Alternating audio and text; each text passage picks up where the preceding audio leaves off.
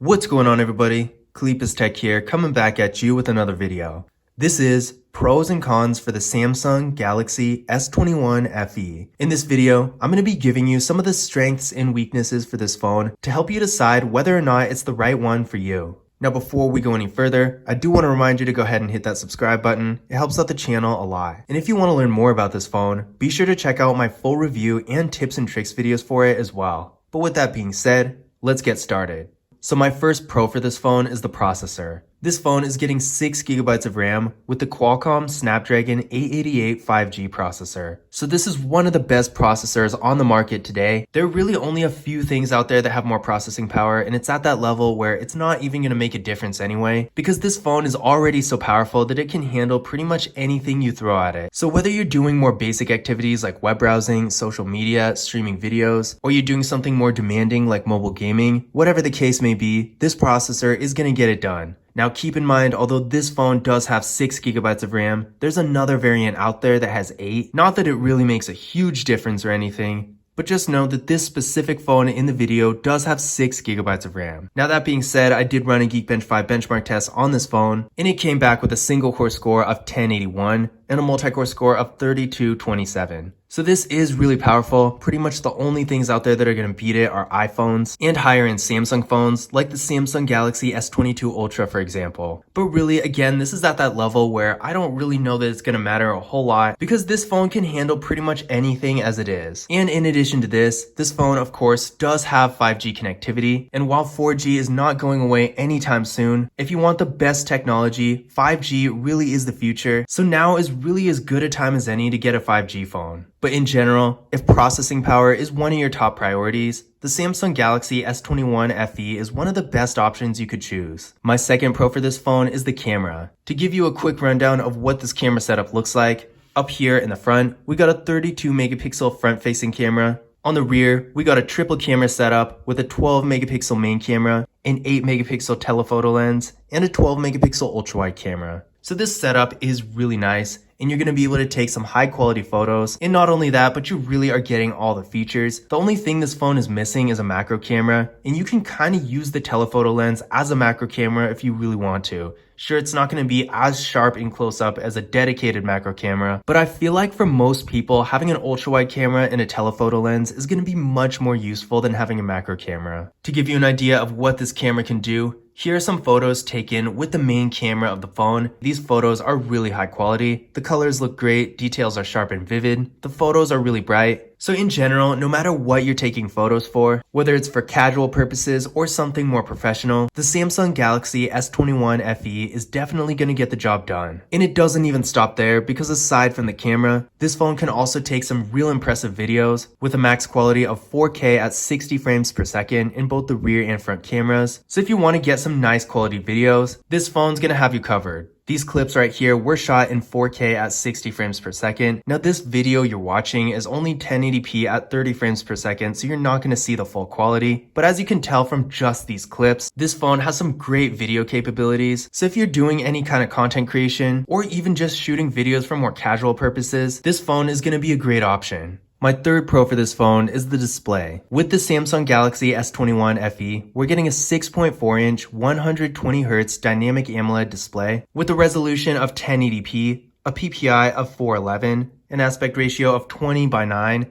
and a screen-to-body ratio of about 85.3%. So with the dynamic AMOLED display, we're going to get some great colors. As you can see, they are really bold and vivid. And in addition to that, we're also going to get some good viewing angles, which may not seem that important, but trust me, you won't go wrong with a phone that has great viewing angles on its display. The 1080p resolution is going to give us a crisp, sharp image, another great thing to have for content consumption, and having a 120Hz refresh rate means you're going to have faster, smoother movement on the screen. This is going to be good for stuff like streaming videos and playing games where there's lots of action going on, and when you're just navigating through the phone in general, it's going to feel a little bit more premium. Now you probably can't see it through this video since it's only 30 frames per second, but you kind of get the picture when you're actually using the phone. While it's not going to be a complete game changer in and of itself, it is going to make a difference for sure. Now in addition to just having some great quality specs, this display is also a really good size too. With a 6.4-inch display, we're getting the benefits of having a larger display. It's definitely going to be big enough to be comfortable for content consumption, and we're getting a nice modern form factor at 20:9. It's going to be taller and more narrow than some of those older phones out there, and that's going to be great for watching stuff in landscape mode, for example. And when you're reading, you'll be able to fit more on the screen without having to scroll as much. And of course, when it comes to stuff like reading, or just things where you want to see the smaller details, having a larger display like this is definitely going to help because of course, things are just going to be easier to see. But at the same time, while this display does give us the benefits of having a large display, it's not so large that it's going to be uncomfortable to hold in your hand or carry in your pocket. So really, when it comes to size, this display is a perfect medium. My fourth pro for this phone is that it has wireless charging. Now, wireless charging is one of those features where if you don't have it, you're probably never going to think about it. But if you do have it, once you use it a few times, you're probably going to get used to it and end up really appreciating the feature. And at that point, you probably won't want to go back to a phone that doesn't have it. Wireless charging definitely is a convenient thing to have, especially if you work at a desk a lot or something like that. You can just have a wireless charger on your desk, put the phone on it whenever you need to, and it really helps with cable management as well. The weird thing about wireless charging though, is that even though it's a pretty simple feature, not very many phones that aren't flagship phones have it. And the reason I know it's not a really hard feature to implement is that there are phones like the Visible Midnight, for example, that's only $100 that do have wireless charging, and on that phone specifically it does work really well. So that just goes to show that phones like the Samsung Galaxy A52 5G, for example, that are really high-end mid-range phones really have no reason to not have it. And for that matter, this is the Samsung Galaxy A52 5G right here, and it looks almost exactly the same as the Samsung Galaxy S21 FE. And this is not a cheap phone either. I mean, the MSRP of the Samsung Galaxy A52 5G is pretty much the same as the price you can get the Samsung Galaxy S21 FE for used. So it doesn't make a whole lot of sense that a phone like the Samsung Galaxy S21 FE would have wireless charging, and a phone that's almost as good like the Samsung Galaxy A52 5G doesn't have the feature. But regardless, the bottom line is it's pretty hit or miss whether or not any given phone is going to have wireless charging. But with a flagship phone like the Samsung Galaxy S21 FE, you're guaranteed to get that feature.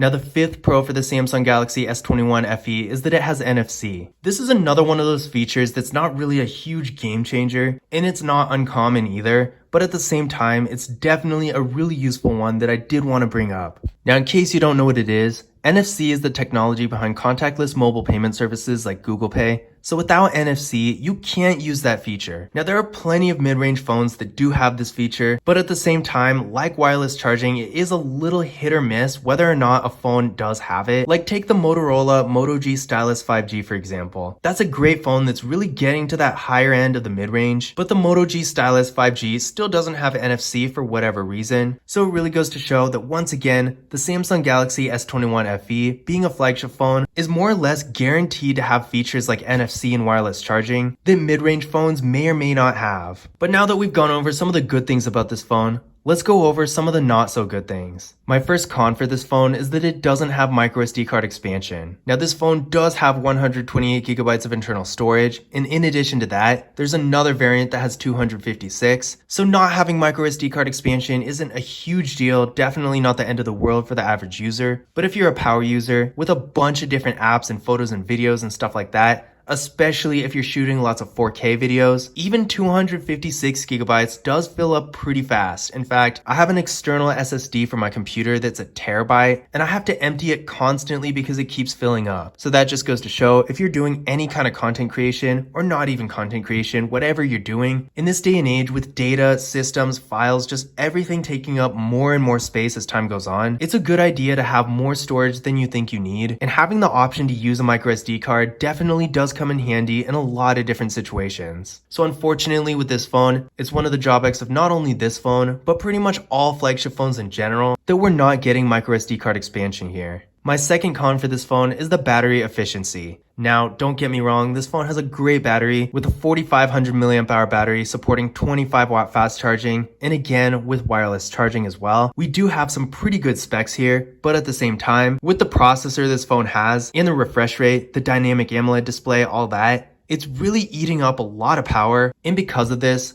for a phone with such a large battery, it really doesn't last that long. I mean, when I use this phone, it feels like it goes from 100% to 80% in no time, and it's not that old either. Now, don't get me wrong, the battery life is going to be enough for most people to last throughout the day, and it does charge up really fast, which does save you a lot of time. But at the same time with this phone, definitely don't expect super long battery life, because this is no Moto G power. It's not going to last for multiple days, and for that matter, even the iPhone 13 I use as my personal phone has a much more powerful processor than this, and it still lasts a lot longer than this phone, which is really surprising because iPhones are notoriously bad for battery life. Now the iPhone 13s are a little different, don't get me wrong, but still the fact remains, for what this phone is, I did actually expect the battery to be a little bit longer lasting. Now my third con for this phone is the materials. Now don't get me wrong, this phone does have really good build quality. I mean, the buttons are solid, they don't feel flimsy at all. Nothing about this phone feels cheap per se, and it does have a nice looking design as well. But at the same time, while being an entry-level flagship phone, this is still a flagship phone all the same, and it doesn't feel like one at all. For that matter, the Samsung Galaxy A52 5G almost feels a little bit more premium than the Samsung Galaxy S21 FE. And while this isn't a bad thing in and of itself, because again, neither of these phones feel cheap, and they feel really well made, I was expecting a phone like the Samsung Galaxy S21 FE to feel a little bit more premium, maybe some metal parts or some glass on the back, something like that, just to make it feel a little bit more special and give you that flagship feel. Now my final con for the Samsung Galaxy S21 FE is that there's no headphone jack.